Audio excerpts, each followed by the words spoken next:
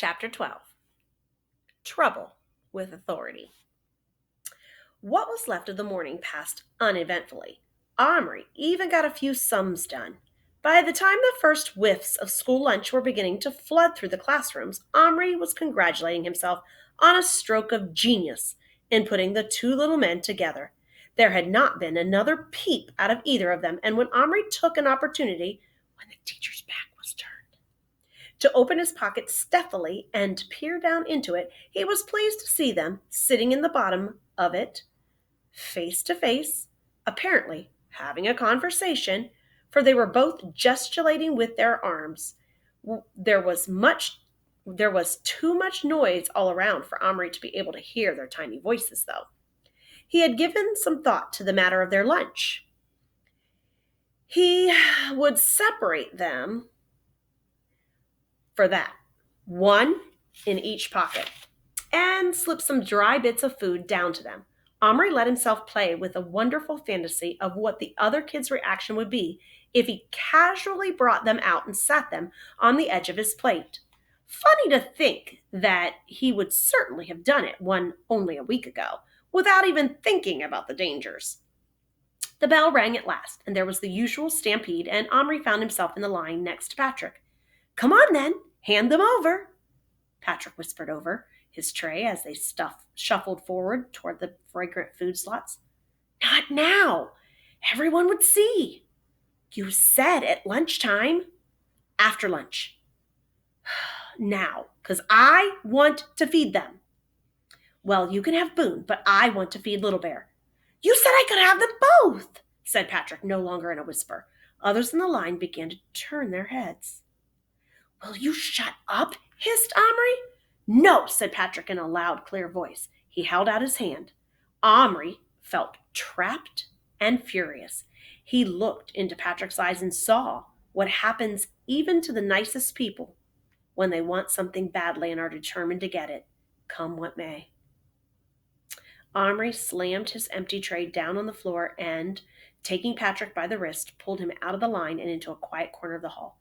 "Listen to me," Omri grated out between his teeth clenched in anger. "If you let anything happen to Little Bear, I will bash you so hard your teeth will fall out." This is, of course, what happens even to the nicest people when they're in a trap. With that, he groped in his pocket and brought the two little men out. He didn't look at them or say goodbye to them. He just put them carefully into Patrick's hand and walked away. Omri had lost his appetite, so he didn't get back into the line, but Patrick did. He even pushed a bit. He was so eager to get some food to give to the cowboy and Indian. Omri watched from a distance. He wished now he had not been too angry to give Patrick some pretty clear instructions, like telling him to separate them. Now that he thought about it, perhaps it was not a good idea to feed them in a pocket. Who wants to be eaten something that's descended between two layers of cloth and collected bits of dust and fluff? If he'd still had them, he would have taken them to some private place and taken them out to eat properly. Why had he ever brought them to school at all? The dangers here were just too awful. Watching, he suddenly stiffened. Patrick had reached the food slot now and received his dinner. He almost ran with it to a table. He did try to go to one in the outside row near the windows, but a lunch lady stopped him and made him sit in the middle of the hall. There were children all around him on either side. Surely, thought Omri, surely he was not going to try to feed them there. He saw Patrick take a pinch of bread and slip it into his pocket. He wasn't wearing a jacket. The men were in his jeans pocket. Fortunately, the jeans were new and loose, but still, he had to half stand up to get the bit of bread in. When he was sitting down, the people in his pocket must be pretty well squashed against his leg. Omri imagined them trying to eat, held down flat by two thick layers of cloth. He could almost see Patrick imagining it, too. He was frowning uneasily and shifting around in his chair. The girl next to him spoke to him. She was probably telling him not to wiggle. Patrick said something sharp in reply. Omri sucked in his breath. If only Patrick wouldn't draw attention to himself. Suddenly he gasped. The girl had given Patrick a hard push. He pushed her back and she nearly went out of her chair. She stood up and pushed him with all her might, using both hands. He went flying over backward. half onto the boy on the other side of him, who jumped up from his place, spilling part of his dinner, and Patrick landed on the floor. Omri did not stop to think. He raced toward him across the hall, dodging in and out among the tables. His heart was hammering with terror. If Patrick had fallen on them, oh, Omri just had a terrible fleeting vision of the pocket of Patrick's jeans with bloodstains spreading because he clamped down on his imagination. By the time he got there, Patrick was back on his feet, but now the other boy was angry and clearly looking for a fight. The girl on his other side looked ready to clobber him too. Omri pushed between them, but a stout lunch lady was ahead of him.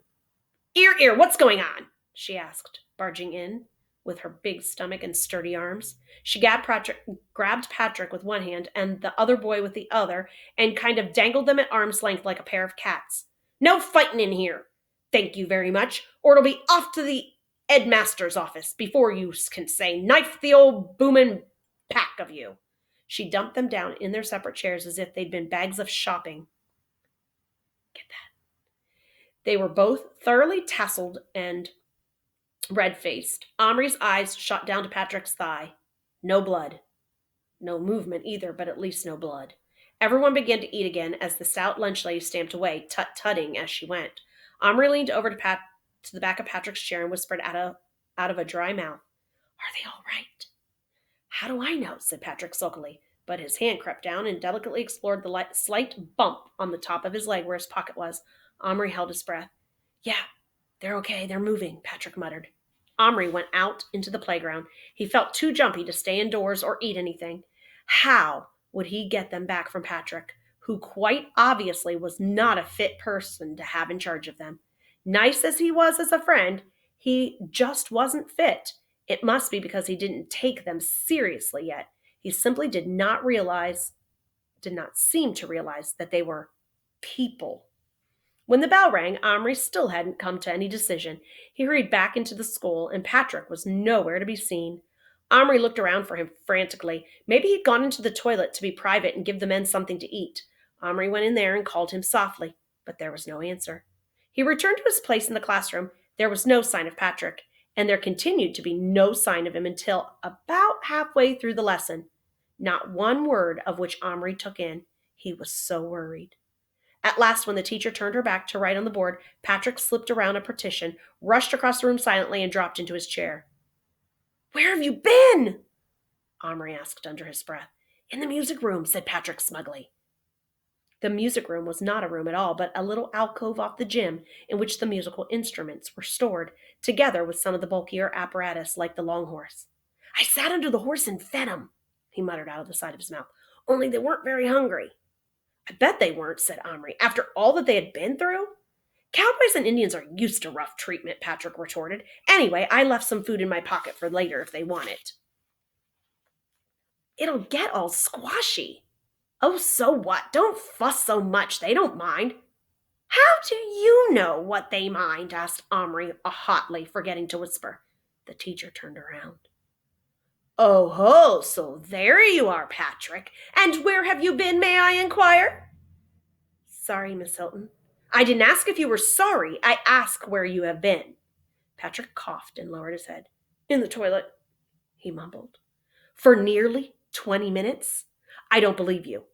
Are you telling me the truth? Patrick mumbled something. Patrick, answer me, or I'll send you to the headmaster. This was the ultimate threat. The headmaster was very fierce and could make you feel about 2 inches high. So Patrick said, I was in the music room, and that's true, and I forgot the time. And that's not true, added Omri silently. Miss Hilton was nobody's fool. She knew it too. You'd better just go see Mr. Johnson. Omri, you go too, chattering away there as usual. Tell him I said you were both disturbing my class and that I'm extremely tired of it. They got up silently and walked through the tables, while all the other girls giggled and boys smirked or looked sorry for them, according to whether they liked Omri and Patrick or not. Omri glanced at Patrick under his eyebrows. They were in for it now. Outside the headmaster's office, they stopped. You knock, whispered Omri. No, you, retorted Patrick. They dithered about it for a few minutes, but it was useless to put off, so in the end, they both knocked together. Yes, came a rather irritable voice from inside. They edged around the corner. Mr. Johnson was seated at his large desk, working at some papers. He looked up at once. "Well, you two, what was it this time? Fighting in the playground or talking in class?" "Talking," they said, and Patrick added, "and I was late." "Why?" "I just was." "Oh, don't waste my time," snapped Mr. Johnson. "There must have been a reason." "I was in the music room and I forgot the time," Patrick repeated. "I don't remember you especially being musical." "What were you doing in the music room?" "Playing." "Which instrument?" asked Mr. Johnson with a touch of sarcasm. "Just playing." "With what?" he asked, raising his voice. With. He glanced at Omri. Omri threw him a warning grimace. "What are you pulling faces about, Omri? You look as if someone's just stuck a knife into you." Omri started to giggle, and that set Patrick off. "Somebody just did," spluttered Patrick. Mr. Johnson was in no such jolly mood, however. He was scowling horribly. "What are you talking about, you silly boy? Stop that idiotic noise." Patrick's giggles were getting worse. If they hadn't been where they were, Omri thought, Patrick would have folded up completely. "Someone did stick a knife in him," hiccuped Patrick, and added, "a very small one." His voice went off into a sort of whinny. Omri had stopped giggling and was staring in awful anticipation at Patrick. When Patrick got into this state, he was apt to do or say anything, like someone who was drunk. So Omri took hold of his arm and gave it a sharp shake. "Shut up," he hissed. Mr. Johnson got up slowly and came across his desk. Both boys fell back a step, but Patrick did not stop giggling. On the contrary, it got worse. He seemed to be getting completely helpless. Mr. Johnson loomed over him and took him by the shoulder. "Listen here, my lad," he said in a fearsome tone. "I want you to pull yourself together this moment and tell me what you meant. If there is any child in this school who so far forgets himself as to stick knives into people or even pretend to, I need to know about it. Now, who was it?" "Little Bear," Patrick squeaked out, tears running down his cheeks now. Omri gasped. "Don't!" "Who?" asked Mr. Johnson, puzzled.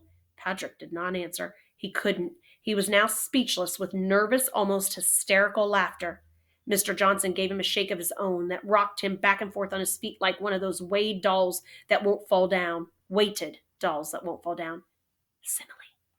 Then abruptly he let him go and strode back to his desk. "You seem to be quite beyond yourself," he said sharply. "I think the only thing I could do is telephone your father." Patrick stopped laughing instantly. "Ah, that's better," said Mr. Johnson. "Now, who did you say stabbed Omri?" Patrick stood rigid like a soldier at attention. Simile. He didn't look at Omri, he just stared straight at Mr. Johnson. "I want the truth, Patrick, and I want it now." "Little Bear," said Patrick very clearly and much louder than necessary. "Little who?" "Bear." Mr. Johnson looked blank, as well as he might. "Is that somebody's nickname, or is this your idea of a joke?" Patrick gave his head one stiff shake. Omri was staring at him as if paralyzed. Was he going to tell? He knew Patrick was afraid of his father. "Patrick, I shall ask you one more time. Who is this Little Bear?" Patrick opened his mouth. Omri clenched his teeth. He was helpless. Patrick said, "He's an Indian." "A what?" asked Mr. Johnson. His voice was very quiet now. He didn't sound annoyed anymore. "An Indian." Mr. Johnson looked at him steadily for some seconds, his chin resting on his hand. "You all are too old to tell those sorts of lies," he said quietly. "It's not a lie," Patrick shouted suddenly, making both Omri and Mr. Johnson jump. "It's not a lie. He's a real live American Indian." To Omri's utter horror, he saw that Patrick was beginning to cry. Mr. Johnson saw it too. He was not an unkind man. No headmaster's much good if he can't scare the wits out of the children when necessary, but Mr. Johnson did not enjoy making them cry. "Now then, Patrick, none of that," he said gruffly. But Patrick misunderstood. He thought he was still trying to say he didn't believe him. He now said the words that Omri had been dreading the most. "It's true and I can prove it." And his hand went to his pocket. Omri did the only thing possible. He jumped at him and knocked him over. He sat on his chest and pinned his hands to the ground. You dare, you dare, you dare! He groaned out between clenched teeth before Mr. Johnson managed to drag him off. Get out of my room, he roared. I won't! Omri choked out. He had been crying himself in a minute if he felt so desperate. Out! Omri felt his collar seized. He was almost hiked off his feet, and the next thing he knew, he was outside the door and hearing the key turning in the lock. Without stopping to think, Omri hurled himself against the door, kicking and banging with his fists. Don't show him, Patrick! Don't show him! Patrick, don't! I'll kill you if you show him, he screamed at the top of his lungs. Footsteps came running. Through his tears and sort of red haze, Omri saw Mrs. Hunt, the headmaster's elderly secretary, bearing down on him. He got in a couple of good kicks and shouts before she got a hold of him, and with both arms around his waist, carried him, shrieking and struggling, bodily into her own little office. The minute she put him down, he tried to bolt, but she hung on. Omri, stop it! Calm down. Whatever has come over you, you naughty boy? Please don't let him. Go in and stop him, Omri cried. Who? What? Before Omri could explain, he heard the sound of footsteps from the next room, and suddenly Mr. Johnson appeared, holding Patrick by the elbow. The headmaster's face was dead white, and his mouth was partly open. Patrick's head was hung down, and his shoulders were heaving with sobs.